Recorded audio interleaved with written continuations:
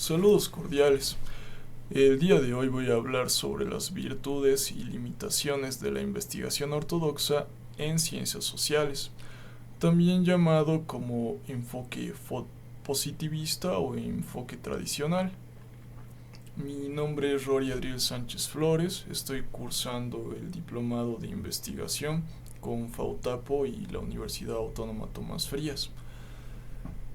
El objetivo de esta práctica es poder hacer uso de la razón, de utilizar distintas fuentes de diversos autores y poder ver el margen de alcances y limitaciones que manejan ellos según la investigación que habíamos mencionado previamente. En este caso vamos a hacer uso del método hipotético deductivo como punto de partida, el cual lo propuso Popper y nos dice que, bueno, podemos nosotros englobar, como pongo acá en la ilustración, tanto las ciencias sociales, que están representadas por las personas, como las ciencias naturales, que podemos tomar en cuenta la física, por ejemplo, las ciencias exactas, ciencias naturales, y enmarcarlas en un solo método como tal. ¿A qué nos referimos con esto? Y ya hablamos un poco de lo que es la justificación sobre este tema que vamos a ir desglosando. Bueno, desde el Renacimiento las ciencias naturales, especialmente la física, han alcanzado un éxito extraordinario en la explicación y la predicción de los fenómenos. Este éxito ha inspirado a muchos pensadores a proponer que las ciencias sociales adoptarán los mismos métodos. La pregunta central sigue vigente. ¿Pueden las ciencias sociales adoptar los mismos métodos para las ciencias naturales? Es justamente lo que les decía, estaríamos englobando todo en un solo método. No obstante, a lo largo de las diapositivas que he ido preparando, vamos a ver las posturas de diversos autores. Como mencionaba en el título, este método ortodoxo de la investigación de las ciencias sociales también es conocido como el legado positivista. ¿En qué consiste el positivismo? Esta corriente fue fundada por el padre Auguste Comte y los positivistas defienden esta teoría, que el único conocimiento verdadero es el conocimiento científico. Y bueno, tratan de buscar leyes universales y métodos objetivos que puedan englobar a todo esto. La postura de Karl Popper, mismo autor que habíamos mencionado tanto en el cuestionario como en el foro debate, ¿qué ha propuesto? Popper ha dicho que simplemente va a existir una única metodología que se va a llamar el método hipotético deductivo, lo que había mencionado en la introducción. En este caso, ¿a qué nos referimos al método hipotético deductivo? Nosotros planteamos una hipótesis científica de manera afirmativa. Y justamente proponerla de una forma afirmativa nos va a ayudar a crear un contraste y poder ver si va a ser falseable. ¿A qué nos referimos con esto? Yo estoy proponiendo algo que lo considero cierto, pero otras personas, en base a demostraciones, en base a estudios, pueden llegar a la conclusión que lo que yo he propuesto es cierto o no. Y en caso de que no lo demuestren, dado el hecho que es algo científico que se está proponiendo, esta hipótesis es científica, no necesariamente va a estar refutada, sino que ha tenido esta resistencia a ser refutada. En caso solamente de que me den la razón. En caso de que no me den la razón, bueno, ahí sí ya será descartada. Pasamos al siguiente punto. Vamos a hablar de las características del enfoque tradicional. estaríamos hablando de 4 características, que son las que hemos ido mencionando anteriormente: la teoría, la hipótesis, la deducción, la contrastación y la conclusión. Entonces, vamos dividiendo en estas 4 fases para llegar al resultado final, que es lo que habíamos explicado ya anteriormente.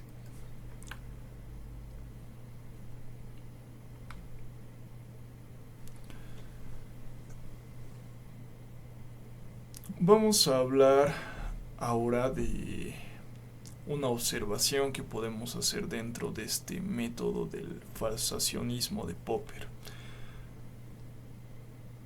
Bueno, una teoría científica sí existe, al menos en principio la posibilidad de refutarla mediante un experimento u observación. No se trata de verificar que una teoría sea verdadera, sino de someter a pruebas rigurosas que podrían demostrar su falsedad. La teoría científica, ¿qué nos dice? Estamos proponiendo esta teoría. Todos los cisnes son blancos, como una afirmación. Pero es falsable, porque solamente basta con encontrar un cisne negro para refutarla. Por tanto, es una teoría científica. La hemos refutado, ¿por qué? Porque hemos encontrado un cisne negro. Ahora vamos a hablar de una afirmación metafísica. Dios existe, decimos. No es falsable, ¿por qué?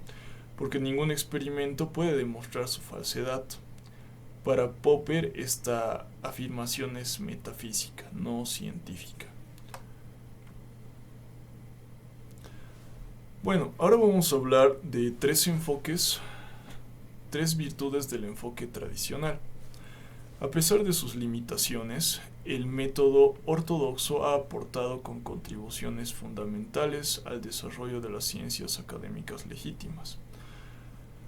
Estas 3 virtudes son las siguientes: el rigor metodológico, la explicación causal y la profesionalización académica. Cuando hablamos del rigor metodológico, estamos hablando de métodos, ¿no? De un conjunto de pasos, de algo medible, sistemático, que cualquier investigador puede replicar. La explicación causal, estaríamos haciendo referencia a lo que es causa y efecto. Estamos hablando de fenómenos sociales, estamos hablando de ciertas predicciones que podemos tomar en base a muestras, al comportamiento de un determinado grupo, o directamente a alguna situación que haya ocurrido y nosotros podamos definir qué va a pasar después, porque ya hemos visto todo el recorrido y bueno, se puede llegar a una predicción de esta misma. Y la profesionalización académica, que sería la última, y aquí ya estamos hablando que todos estos conceptos ya se han ido integrando a las universidades como ciencias propiamente dichas.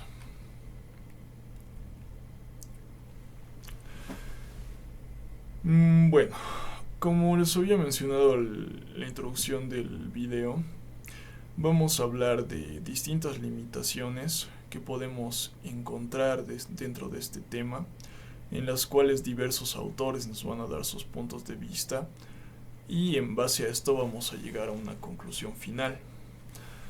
¿Qué estamos viendo acá en la ilustración? El título de esta presentación nos dice: no existe una observación pura.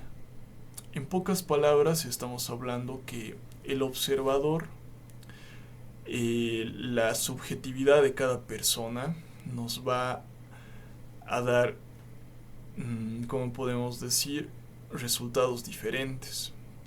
¿Por qué? Porque cada persona ha tenido diferentes vivencias, tiene una diferente forma de ver el mundo, puede llegar a conclusiones más verídicas que otras, otros pueden distorsionar la realidad quizá en base a algún acontecimiento que hayan tenido en su infancia, ya haciendo, por ejemplo, un poco ya de mención del psicoanálisis, ¿no?, en esta parte. Entonces, ¿Qué nos dice Rivadura? Señala un problema epistemológico profundo. No existen los datos puros. Toda observación está mediada por las teorías, conceptos y expectativas previas del investigador. Lo que vemos no es neutro, está filtrado por nuestro marco conceptual. Entonces, justamente es lo que les iba explicando. Pero acá nos surge algo muy importante. ¿Y qué es?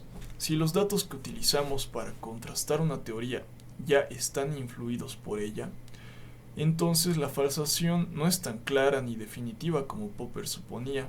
La supuesta objetividad del método se debilita considerablemente.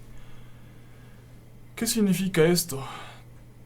Bueno, que Popper nos hablaba de distintos pasos para llegar a demostrar esta teoría. Pero acá estamos diciendo que el observador va a influir estos resultados. El observador nos va a dar distintas conclusiones. Entonces, si las teorías ya están influidas por el observador, esta falsación no va a ser tan clara ni definitiva, porque no va a ser una observación pura, no va a ser una única observación. No somos una persona con un mismo cerebro, somos distintos seres vivos en el planeta y no vamos a llegar a la misma conclusión. En otras palabras, estaríamos hablando de esto. ¿Qué nos dice acá? Esta limitación no invalida el método, pero exige humildad epistemológica. El investigador nunca parte de cero ni observa desde un punto de vista completamente neutral. Bueno, nos pasamos a una limitación segunda, la limitación 2. No hay leyes universales en la sociedad. A diferencia de la física, en las ciencias sociales no existen leyes eternas e inmutables. Las regularidades sociales dependen del contexto histórico, de las instituciones vigentes y de las creencias culturales de cada época. El ejemplo más citado es la curva de Phillips, que podemos verla acá. En los años 60 describía una relación inversa entre inflación y desempleo. Sin embargo, en los años 70 esta relación se rompió cuando cambiaron las condiciones económicas y las expectativas de los agentes. Lo que parecía una ley resultó ser una regularidad temporal. Conclusión clave. Las ciencias sociales, en ellas no podemos buscar leyes al estilo de la física newtoniana. Solo podemos identificar regularidades contextuales sujetas al cambio histórico. Hablamos ahora de la limitación número 3. Las personas actúan por significados. Gorton, ¿qué nos dice? Los seres humanos actuamos guiados por significados, valores, normas e intenciones. Estos no son directamente observables ni medibles, como la masa y la velocidad. ¿Qué significa esto? Que según distintas situaciones que vayamos a tener, que afecten tanto a la parte emotiva, que afecten incluso a normativas de una sociedad, van a influir en el acto que va a tener cada persona. Con esto decimos que no somos mecánicos, que no vamos a actuar siempre de la misma manera. Aquí podemos hablar, por ejemplo, de un efecto en dominó, que por una pequeña acción ya hemos cambiado prácticamente todo el camino, ¿no? Entonces, aquí hacemos referencia a 3 dimensiones: la afectiva, la interpretativa y la normativa. La afectiva habla de emociones y sentimientos. La interpretativa ya nos habla más que todo de la subjetividad de cada persona, de cómo actúa según el sentido que tiene de la vida. Para comprender este sentido, Verstegen nos ha hablado de cómo podemos explicar las causas, el porqué de las cosas, el por qué hago yo esto.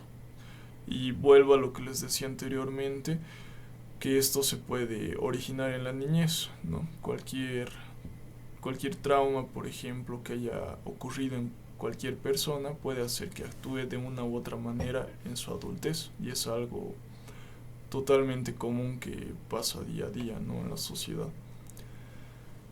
Y la dimensión normativa, bueno, aquí ya hablamos de tradiciones, de reglas, de normativas ortodoxas que nos hacen actuar a las personas en la sociedad para no incumplir, ¿no?, algo que no se ha visto de manera aceptable, para no ser penalizados o señalados. Ya es algo inconsciente que manejamos los seres humanos porque vivimos en sociedades. Y nos pasamos a la última limitación en este caso, y aquí voy a hablarles un poco del efecto Edipo. ¿Qué nos dice Gorton? Nos está introduciendo el concepto de reflexividad. Las teorías sociales, cuando se difunden, pueden modificar la conducta de las personas que la estudian. Esto no ocurre en la física. La ley de la gravedad no cambia porque la gente la conozca. Por ejemplo, si un sociólogo publica que los jóvenes de barrios desfavorecidos no aspiran a estudiar, esta teoría puede influir en las expectativas de esos jóvenes y paradójicamente hacer que abandonen sus aspiraciones. ¿A qué nos referimos con esto? Este estudio ha sido publicado, podríamos decir, para alertar a la población. Los jóvenes de barrios desfavorecidos no aspiran a estudiar. Al leer este apartado, ¿qué ha pasado? Han logrado que las personas digan, bueno, entonces sí es cierto, ya no voy a seguir con mis aspiraciones, ya no voy a seguir continuando por este camino porque quizá no tenga ningún resultado, entonces no voy a aspirar a estudiar. Esto pasaría por el cerebro de una persona que está en este barrio desfavorecido y está leyendo esta noticia. Y se ha logrado el efecto contrario del que se quería lograr, paradójicamente. ¿Por qué se le llama efecto Edipo? Bueno, según la mitología griega, se dice que el padre de Edipo consultó a un oráculo y el oráculo le reflejó el futuro o le relató el futuro y le pudo decir que su hijo, una vez ya sea adulto, iba a matarlo a él, a su padre, y luego se iba a casar con su madre, en este caso con la esposa del padre. ¿Qué hizo el padre? Asustado por esta revelación, abandona a su hijo en el bosque, lo que precisamente causa que se cumpla lo que había dicho el oráculo. Edipo crece con el sentimiento de venganza, mata a su padre y se casa con su madre. Y paradójicamente, de manera irónica, quería evitar algo, pero bueno, por culpa de sus acciones hizo que se hiciera realidad. ¿Por qué importa esto? Las ciencias sociales son reflexivas, forman parte de la realidad que estudian. Sus hallazgos retroalimentan el sistema social, lo que introduce una complejidad adicional ausente en las ciencias naturales. Entonces, en las ciencias naturales el observador es externo al fenómeno estudiado. En las sociales el observador forma parte del sistema que estudia.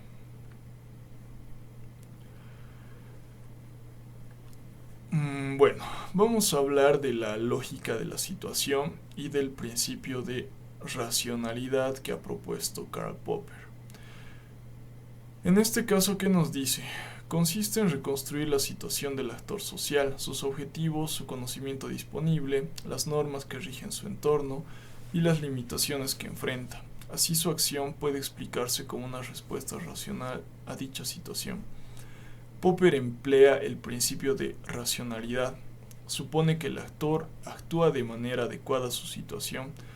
Reconoce que no siempre esto es cierto, pero la adopta como un punto de partida metodológico útil para la explicación social. Bueno, ¿qué pasa aquí, por ejemplo, si las personas no actúan de manera racional y lo hacen de manera irracional? Podríamos descartar este principio de Popper, o quizá podemos optar a ajustar esta propuesta que está dando él. Porque bueno, no todas las personas van a actuar de manera racional en todo momento. Si bien Popper propone que esta sería la base de este tipo de la lógica de la situación, no todos van a actuar así en este momento, y va a depender nuevamente de lo que habíamos mencionado, de la emoción de ese momento, de situaciones pasadas que hayan tenido que lo comprometan con esa situación, etcétera, etcétera. La comprensión como alternativa. Autores como Dilthey, Weber y Verstegen, en este caso, que es alemán, han propuesto que las ciencias sociales deben comprender significados, no solo explicar causas. Lo esencial es captar el sentido subjetivo de las personas, que van a atribuir a sus propias acciones. Bueno, aquí tenemos dos personas conversando. La crítica al enfoque ortodoxo. Se acusaba la comprensión de ser subjetivista y carente de rigor científico. Sin embargo, ignorar el significado conduce a explicaciones incompletas y descontextualizadas de la acción humana. La síntesis contemporánea. Hoy se acepta que ambos métodos son necesarios: explicar causas y comprender significados. No son antitéticos, sino complementarios. Lo que mencionábamos anteriormente, causa y efecto. Es mejor conocer la causa para poder predecir, de hecho, algunas situaciones. Y es lo que podemos llegar a hacer con la sociedad. Y bueno, ya llegando al final de la presentación, expongo la conclusión que tengo sobre este tema. Vamos a hablar un poquito en resumen qué virtudes y qué limitaciones se han ido viendo de este enfoque ortodoxo. Y de igual manera vamos a hacer cierre con el video de hoy. El método hipotético deductivo aportó rigor y legitimidad a las ciencias sociales, pero su aplicación acrítica ignora la especificidad del objeto de estudio, el ser humano y la sociedad. Virtudes. Hemos hablado de un rigor metodológico. ¿Qué significa esto? Es un procedimiento con orden, transparente, replicable, medible. Explicación causal. Identifica las causas y permite predecir tendencias sociales. Profesionalización. Ha otorgado estatus académico legítimo a sociología, economía y psicología, entre otras ramas. Crítica racional y apertura al error. Bueno, aquí debemos analizar las ideas fríamente, sin apegos personales. Si los datos o las pruebas demuestran que una hipótesis estaba equivocada, se acepta el error de inmediato y se corrige el rumbo para seguir mejorando. ¿Qué limitaciones tenemos? No existe una observación pura. Los datos siempre van a estar mediados por teorías previas. Sin leyes universales, las regularidades sociales son temporales y contextuales. Acción por significados. Las personas actúan guiadas por valores e intenciones no medibles. Reflexividad. Las teorías sociales modifican la realidad que describen. Bueno, ¿cuál sería la propuesta? Podemos utilizar métodos cuantitativos para identificar patrones y métodos cualitativos para identificar significados y comprenderlos. El investigador social no es un robot frío, neutral, sino alguien que analiza la realidad a fondo y opina con criterio. Terminamos el video con esta frase: la ciencia social madura no es la que imita servilmente a la física, sino la que construye un conocimiento riguroso, contextual y significativo, capaz de dar cuenta de la complejidad del ser humano en la sociedad. Y muchas gracias por su atención, espero el tema haya sido de su agrado y estoy atento a comentarios respecto al desarrollo del tema. Gracias y que tengan un buen día. Hasta luego.